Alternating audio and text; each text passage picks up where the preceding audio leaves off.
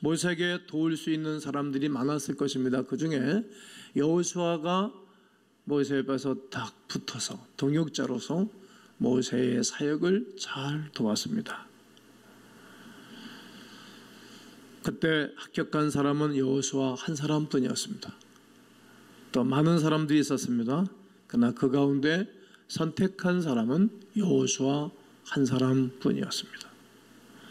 여호수아가 모세의 수종자로 잘 살았던 그런 모습을 잘 나타내는 말씀이 여호수아서 11장 15절에 기록하고 있습니다. 우리가 다 함께 읽어보지요. 시작. 여호와께서 그의 종 모세에게 명령하신 것을 모세는 여호수아에게 명령하였고 여호수아는 그대로 행하여 여호와께서 모세에게 명령하신 모든 것을 하나도 행하지 아니한 것이 없었더라.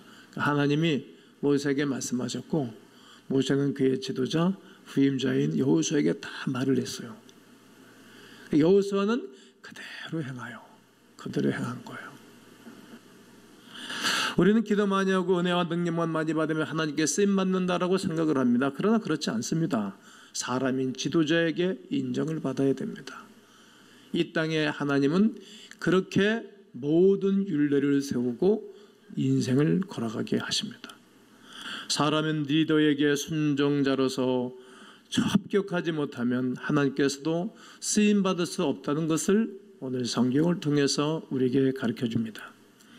수종자라서 낮아지고 모든 것을 순종하면서 훈련받은 사람이 지도자가 됐고 그리고 그런 사람이 지도자가 됐을 때 사람들을 군림하거나 사람들을 힘들게 하지를 않습니다. 이기적이거나 거만하거나 교만하지 않고 공동체를 잘 섬기고 공동체를 행복하게 만들게 됩니다. 또한 모세의 수종자 여호수아입니다. 이스라엘 지도자 모세에게는 여호수아 같은 수종자가 있었기 때문에 그의 사역이 기름지고 행복하였습니다. 40년 동안 하나님의 백성들을 잘 인도할 수 있었던 것입니다. 모세는 아말렉과 전쟁을 했을 때 군대의 맨 선봉자를 여호수아로 세웠습니다. 그리고 자기는 뒤에서 중보기도로 후원을 했습니다. 그는 아주 훌륭하게 군대를 지휘했고 그때 당시에 최고의 악하고 최고의 강한 아말렉을 물리치고 승리하고 돌아오는 모습을 보게 됩니다. 그처럼 각 시대마다 훌륭한 지도자가 되고 축복의 인물이 되려면 영적인 싸움에서 승리하여야 합니다. 싸움을 피하면 큰일을 할 수 없습니다. 믿음의 삶에서 영적 싸움을 하지 않고 잘 믿는 길은 없습니다. 믿음의 조상 아브라함도 보여준 땅이 아니라 앞으로 보여줄 땅으로 가라고 하나님이 아브라함에게 말씀하십니다. 창세기 12장 1절에 여호와께서 아브라함에게 이르시되 너는 너의 고향과 친척과 아버지 집을 떠나 내가 네게 뭐할 땅으로요? 보여줄 땅으로 가라. 보여줄 땅. 보여준 땅이 아니에요. 저는 하나님의 나를 부르실 때 사람은 누구든지 두 번의 부르심이 있어요. 그걸 소명이라 그러는데 첫 번째 부름은 구원으로의 부름이에요. 나를 구원하기 위하여 하나님이 부르셔요. 주 예수 그리스도를 믿고 영접하면 하나님의 자녀가 되어져요. 그리고 은혜를 받죠. 그러면 감격할 수 하는 은혜가 있어요. 그리고 두 번째는 사역자로서의 부름이에요. 어떤 사람은 교사로, 목사로, 복음을 전하는 자로, 섬기는 자로, 그리고 중보기도자로, 선지자와 사도로 부름을 받아요. 다 하나님 부르시는 거예요. 그렇게 하나님 부르셨다고, 사역자로 부르셨다고요. 저에게는 이런 프로젝트가 있었어요. 어느 시골 마을 한 마을 가서 내가 그 마을 아니면 파라다이스를 만들어내야 되겠다. 하나님이 함께하면 되는 것이고 하나님 우리에게 수고라는 섬김을 통해서 세상을 변화시키는 것이니까 난 그렇게 할 수 있다라고 그렇게 정했어요. 그런데 하나님이 저를 방향을 들이셨죠. 제가 본 땅, 제가 본 사역지는 시골 어느 한 마을이었어요. 어느 마을인지도 몰라요. 그런데 하나님은 보여줄 땅, 인천 땅에 오고 이제는 부천 땅에도 교회를 두 군데를 세워서 하나님의 사역을 감당하게 된 것입니다. 여러분, 아브라함이 아직 가보지 않은 땅이었어요. 여러분, 오늘 여러분들이 가지고 있는 직업이 그냥 뭐 어렸을 때 꿈을 가지고 와서 하신 분들이 계실 거예요. 저는 어렸을 때 꿈이, 저는 정치의 꿈을 가졌어요. 이건 목회를 하고 있다는 거예요. 저의 생각은 다른 곳에 있었는데 하나님 보여줄 땅 새로운 길로 인도하셨어요. 여러분, 복중에는 생명도 있을 것이고 또 여러분들의 자녀가 계실 거예요. 또 여러분 손자 손녀들, 이쁜 손자 손녀들이 있을 것인데 하나님이 여러분들의 자녀 후손들을 보여줄 땅, 하나님이 인도하실 줄로 믿으십시오. 어떤 위험이 있는지 알 수 없는 미지의 길입니다. 그러나 아브라함은 하나님 말씀에 순종했고 하나님이 그를 인도하신 대로 말씀을 따라갔다라고 히브리서 11장 8절은 말합니다. 믿음으로 아브라함은 부르심을 받았을 때에 순종하여 장래의 유업으로 받을 땅에 나갈새 갈 바를 알지 못하고 갔다는 거예요. 만약 아브라함이 가나안으로 가라 하시는 하나님의 말씀에 순종하지 않았다면 지금의 믿음의 조상이라는 칭호나 그리고 그의 이름이 존귀한 자가 되지 않았을 것입니다. 요즘 우리가 사용하는 말 그대로 그냥 한 인생이 이 땅에 태어나서 몇십 년 살다가 그냥 땅에 묻히다, 돌비 하나만 남겨놓고, 요즘은 돌비도 없잖아요. 다 화장해가지고 다 뿌려버리고. 하지만 이름이라는 이름이 사그리 사라졌을 거예요. 근데 하나님이 그를 부르셨을 때 순종했고 하나님이 보여줄 땅, 앞으로 인도하실 땅을 바라보며 한 발자국 한 발자국 1년 2년 살다 보니 하나님이 그를 통해서 당신의 백성들을 세웠던 것입니다. 익숙한 곳에서의 육신의 평안함을 멀리하고 그런 말씀에 순종했지요. 그것이 그의 믿음의 조상의 길에 반달에 섰던 것입니다. 젖과 꿀이 흐르는 가나안 땅을 약속받았습니다. 더불어 언약의 아들 이삭도 선물로 받았던 것입니다. 여러분과 저를 통해 태어난 딸이 최고의 기업인 것입니다. 그러므로 육신의 평안함은 대부분 영적 쇠전함을 가져온다는 사실을 꼭 기억하시기를 바랍니다. 아브라함은 복을 받고 영적 전쟁에서 승리한 것이 아니라 먼저 영적 승리한 이후에 내 하나님 앞에 복을 받았던 것입니다. 저는 위대한 사실을 청년 때 알았습니다. 잠 많고 할 일 많은 그때 25살부터 새벽을 깨워 기도하며 부르짖으면서 오늘까지 달려봤습니다. 하루의 영적 승리가 일주일의 승리가 되고 하루의 승리가 되고 또 하나님을 경외하고 예비하며 주의 일에 집중하면서 수많은 이들에게 복음이 증거되고 있는 것입니다. 성도 여러분, 나는 여러분과 제가 육신의 쇠장한 가운데 안락한 가운데 살지 아니하고 영적인 힘과 능력 가운데 거하기를 주의 이름으로 권면합니다. 12명이 40일 동안 정탐하며 가져온 정보는 같았습니다. 그리고 그들의 믿음의 분량만큼 평가를 했습니다. 믿음이 얼마냐에 따라서 평가를 하는 것입니다. 그래서 하나님도 그들의 믿음만큼만 일을 하셨습니다. 그들이 생각하고 말한 대로 행하셨고 또 큰 믿음과 온전한 삶을 사는 사람들 그렇게 하나님이 세웠던 것입니다. 또한 산편에서는 믿음의 사람 여호수아 이런 말씀을 증거하였습니다. 이 세상 인류 가운데 하나님이 찾으시는 사람은 누구입니까? 도대체 어떤 사람이 이 땅에서 존귀한 자로 살다가 이 땅을 떠나가는 것입니까? 바로 믿음의 사람입니다. 믿음의 사람 말이죠. 찬송 중에 두려워 말라 어린 양이요 땅과 하늘의 권세 잡으니 널 찾아내어 안보하시리니 죽음에서 생명에 이르리라. 오직 믿음 오직 믿음 만사 형통하리. 오직 믿음 오직 믿음 오직 믿음 만사 형통하리. 오직 믿음. 청년 때 늘 철야 기도하면서 이 찬송을 많이 불렀습니다. 믿음으로 사는 거예요. 전능하신 하나님을 기쁘시게 하고 내 하나님께 쓰임을 받을 뿐만 아니라 함께하는 사람은 믿음이 있어야 합니다. 곧 믿음의 사람입니다.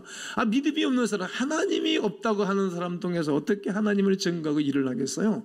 하나님이 계셨다라고 인정하고 시편 14편 1절에 미련한 자는 하나님이 없다는도다. 미련한 자를 통해 어떻게 일을 나갔어요? 미련한 자를 통해서는 함께 사업도 할 수 없는 거예요. 미련한 자와 함께는 한 가정에서 살기도 힘든 거예요. 미련한 자는 하나님이 없다는 거예요. 지혜로운 자는 하나님이 계심을 알고 그 하나님의 말씀에 순종하여 걸어가는 사람들입니다. 곧 믿음입니다. 믿음만큼은 주의 일을 합니다. 아멘. 믿음만큼 주님께 쓰임 받습니다. 믿음만큼은 하나님 앞에 큰 복을 받고 이 땅을 살아가는 것입니다. 이 사건을 통해 우리가 알아야 할 교훈이 무엇입니까? 믿음입니다. 같은 조건에서 같은 환경 속에서 봐도 믿음이 있는 사람은 믿음으로 선포하고 살아가요. 그러나 일부의 사람들은 믿음이 없는 말을 하며 살아갑니다. 우리의 삶 가운데 때로 어려움이 온다 할지라도, 때로 내가 원하는 상황이 아니라 할지라도, 내가 바라는 상황은 다가오지 않고 엉뚱하고 힘든 상황이 온다 할지라도 믿음이 있는 사람은 하나님이 도와줄 거야. 하나님이 역사하실 거야. 하나님이 또 인도하실 거야. 이렇게 믿음의 말을 하는 거예요. 그러니까 그 말을 들고 하나님이 좋아하시는 거예요. 그렇습니다. 믿음의 사람은 세상 유혹을 물리치는 것입니다. 믿음으로 살면 그 어떤 어려움도 이기게 되고, 믿음으로 살아가는 사람들은 세상의 올무에서부터 벗어납니다. 사망의 올무, 인간관계의 올무, 경제의 올무에서도 벗어나는 것입니다. 잠언 22장 5절에 패역한 자의 길에는 가시와 올무가 있거니와 영혼을 지키는 자에게는 이를 멀리한다라고 말합니다. 늘 패역한 자의 길에는 가시가 있어요. 인생의 가시가 있는 거예요. 힘들게 하는 사람. 그리고 올무가 있어서 넘어진다는 말이에요.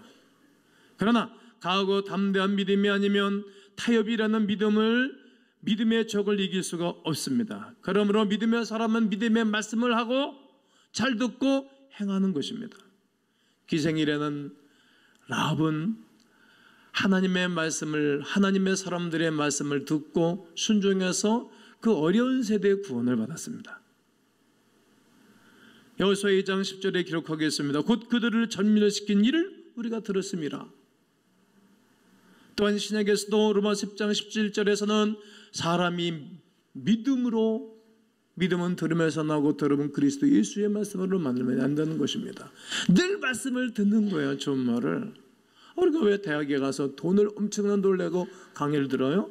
그 사람을 들으러 가는 거예요. 왜 학생들을 영어, 수학, 국어 매일같이 보내서 돈을 몇십만 원, 100여만 원씩, 200~300만 원씩 들여가지고 고급과 이러면서 왜 보내요? 들으러 가는 거예요. 그럼 공부를 잘하고 그들의 미래를 여는 거 아니겠어요? 왜 예배당에 와요? 하나님 말씀을 들으러 오는 거예요. 하나님 말씀으로 말미암아 구원의 역사가 일어나는 것입니다. 그렇습니다. 교회 와서 믿음의 사람을 만나고 믿음의 말씀을 들으며 믿음의 사람들과 교제하게 되면 나도 모르는 사이에 믿음이 세워져서 승리하고 이기게 되는 것입니다.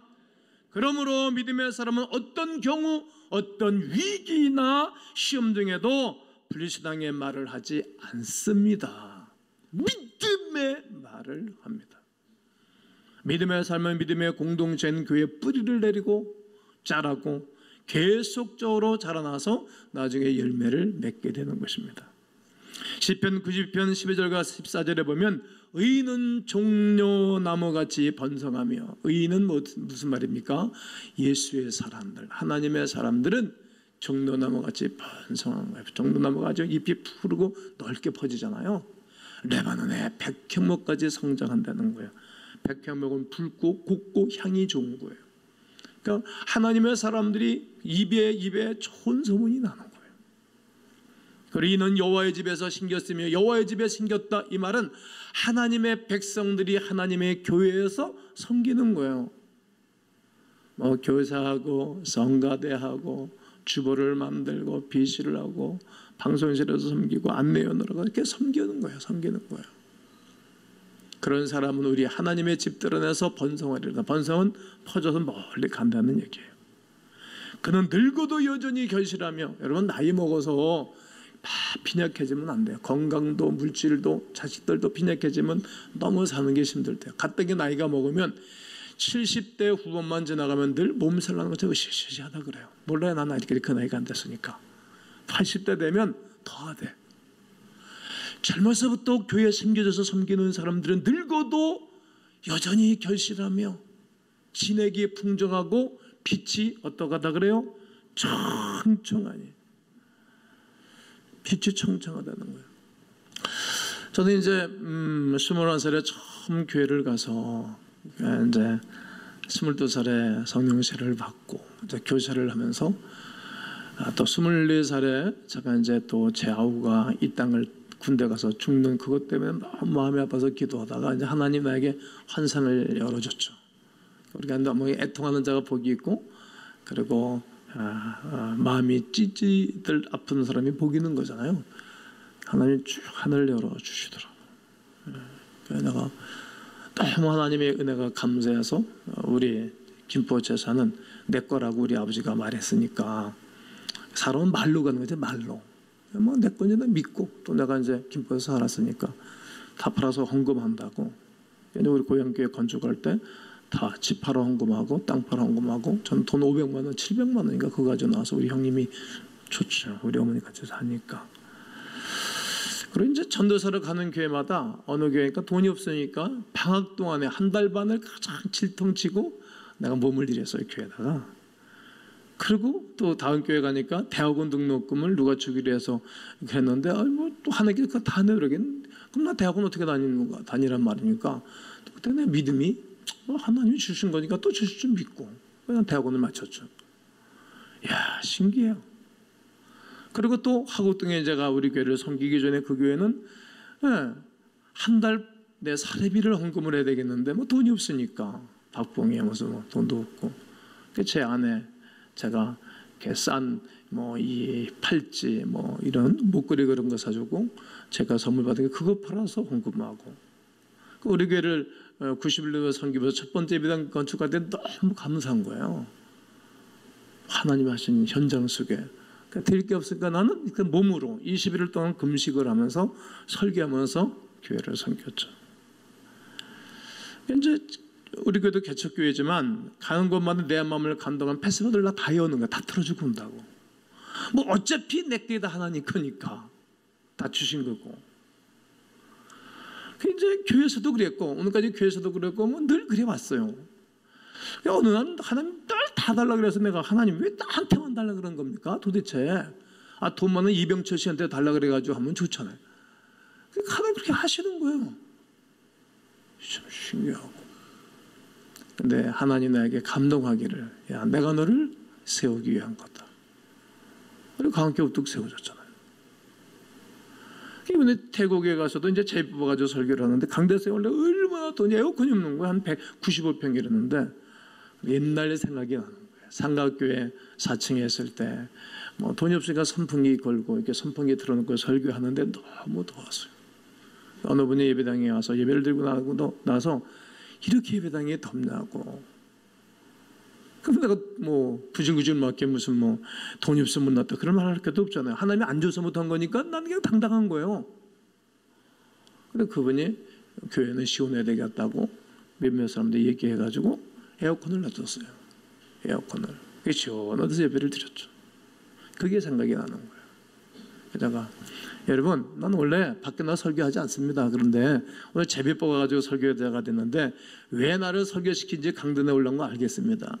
여기 여러분 교회에 에어컨이 없는데 내가 여러분 에어컨을 해드리겠습니다. 그랬더니 막 아멘하고 막 설교 시간은 별로 아멘하대. 에어컨 다진다는 얘기가 더 커. 아멘 좋아하지. 목사님이 선교사님 너무 좋아하고 또 사모님도 그냥 몸이 이렇게 크대. 그러면 막 왔다 갔다 하고 예배 시간에 막 좋아가지고 금요일 아침 밥을 차니 반찬이 이만큼 에어컨 해주니까 그냥 반찬이 달라지고 막 굴비도 나오고 뭐 무슨 뭐 과일도 저는 과일 좋아하거든요. 밥 요만큼 먹고 이야 에어컨 놔준다 그러니까 예수 믿고 구원받은 거 이상으로 좋아하더라고. 그래가지고 이제 견적을 내라 그랬지. 견적을 내라 그랬더니 저는 카톡을 안 쓰니까 제 아내한테 견적이 들어 2,100몇십만 원이 온 거예요. 그 내가 혼자 그걸 어떡하냐고. 그래서 오늘 얘기하는 거야. 나도 감동받으면 여러분도 감동받으면 좋을 것 같아. 그래서 내가 오늘 아침에 금액을 정했어요. 그래, 내가 10분의 1 하자. 200만 원, 200만 원.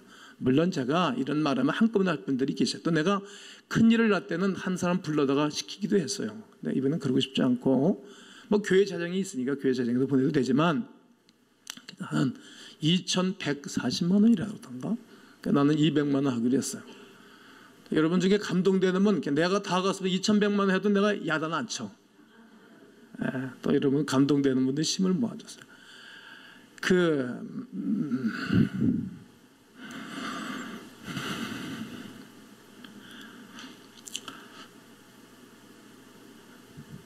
국내 목회도 쉽지가 않지만 가서 몸들이 다 망가지고 선교사들이 6명이 왔는데 암 환자, 중풍. 왜 선교사 와서 중풍을 만나고 스트레스 받고 힘들고 없고 공기 안 맞고 견딜 수가 없는 거예요. 마음이 아파가지고. 내가 할 것이 뭐가 있겠어요. 저는 결혼식에도 말씀드렸지만 제가 한 주간 동안 집회도 목이 안 잠기는데 얼마나 내가 악을 쓰고 설교했는데 목이 다 잠겨버린 거예요. 약할 때 더 강하게, 없는 사람에게 더 힘있게.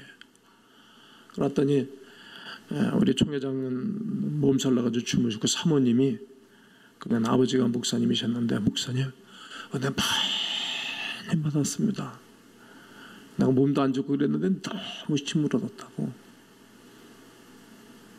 그랬더니 아침에 만났는데 우리 총회장님이, 아니 뭐 그렇게 또 큰일을 했다면서요? 뭔 큰일을 해요? 아유, 그렇게 늘 감동받고 하니까 하나님이 교회에 돈을 주고 복을 주시지. 여러분, 하나님의 날은 코시오나 오늘 여러분이나 저나 똑같은 거예요. 감동받으면 즉시 하나님의 역사에 동참하는 것입니다. 이 모든 것들은 믿음입니다. 여호수아는 그의 선임자 모세의 도움을 받고 거룩한 사역에 동참을 했던 것입니다. 그는 아말렉 가서 큰 승리를 경험을 했고 정탐꾼으로 다녀오는 큰 경험을 했습니다. 그는 교회에 있으면서 10,000가지 은혜를 경험했던 것입니다. 지도자가 되기 전에 반드시 테스트를 거쳐야 되고, 그리고 거기에서 사람에게 인정을 받아야 되고, 또 모든 주변에 있는 사람들이 저분의 믿음의 행위는 아름답다, 이 모든 말소리가 하나님 앞에 기도가 되는 것입니다. 여러분, 축구 경기에 있어서 골이 언제 제일 많이 들어가는 것을 연구를 했습니다. 1930년부터 2010년까지, 그러니까 80년 동안에 772번의 월드컵 경기를 했습니다. 그런데 15분 단위로 나누어서 분석을 했습니다. 총 2,208골이 터졌습니다. 772번의 경기 중에. 근데 931골이 전반전에 터졌고 1,175골이 후반전에 터졌습니다. 그런데 전반에 비해 후반전에 244골이 터졌는데, 즉 11%가 후반전에 골이 들어간 거예요. 골이 가장 많이 들어간 시간대는 경기 후반 마지막 15분이었어요. 무려 433골이 들어갔습니다. 전반에 244골에 비하여 약간 200골이 먼저 더 들어간 겁니다. 왜 그럴까요? 체력의 주요 원인이라고 생각합니다. 전반 15분은 300골에 불과했습니다. 시작부터 끝나기 직전이 흥미진진하다는 것을 보여줍니다. 하지만 선수들 입장에서는 아주 조심해야 할 시간대입니다. 이처럼 인생의 후반에 조심하셔야 됩니다. 인생의 후반대에 일어난 여러 가지 사건들을 감당하기는 역부족이기 때문입니다. 50대 기업의 임원까지 가서 잘 나가던 사람이 이제는 노후도 준비돼서 나와서 지나다가 나이 먹어서 은퇴 후에 사부라다가 털어먹고, 또 유학 보낸 자식에게 다 밀어주다가 70도 되기 전에 다 빈털터리가 됐습니다. 젊었을 때는 다시 방충할 수 있는데, 다시 한번 그가 벌어서 충당할 수 있는데, 나이가 먹어서는 의욕뿐이지 몸이 따라주지는 않지 않습니까? 인생 후반에 터질 일들이 많지만 그중에서 조심해야 할 것들이 5가지가 있습니다. 성인 자녀, 나이가 먹은 자녀들 때문에 어려워집니다. 금융사기, 돈 있는 내색하면 사기꾼 붙어서 뺏깁니다. 그리고 은퇴 창업, 그렇게 많이 벌려고 하지 마시고 평상시에 잘 나갈 때 버는 돈 3분의 1, 4분의 1만 들어와도 일하는 게 좋습니다. 그리고 중대 질병, 그리고 황혼 이혼입니다. 어떤 일이 있어도 남성들은 아내 치맛자락 붙잡고 사십시오. 반드시 꼭 잡고. 일본에서는 자녀가 오랫동안 취업을 못하거나 부모가 중대 질병에 걸리면 가족이 파산된다는 거야. 그 사람 문화가 우리 문화가 좀 다르잖아요. 황혼 이혼이 1인 가구를 갖고 고독사를 부릅니다. 너무 힘든 거예요. 그렇습니다. 전반 5분에 들어간 골은 승부욕을 자극해서 역전할 수 있는 기회가 많습니다. 그러나 후반 5분을 남기고 골을 못 고치는 것은 돌이킬 수 있는 시간이 없습니다. 수많은 베이비 부모 세대, 저도 베이비 부모 세대에 질 인구가 많은 58년생입니다. 후반전을 준비 중입니다. 의욕은 있지만 체력은 급속히 소진되는데 인생의 후반에 5대 리스크를 꼭 조심해야 됩니다. 그러나 다가오는 미래에 여러분 두려워하지 마십시오. 다가오는 미래에 두려워하지 마십시오. 앞으로 다가올 일들에 대해 두려워하지 마십시오. 우리가 두려워하지 아니할 것은 믿음으로 살아가는 사람은 하나님이 함께 하시기 때문에 여호수아를 세우신 것처럼 우리 주님이 여러분을 세우셔서 승리하는 은혜가 있기를 주 예수의 이름으로 축원합니다.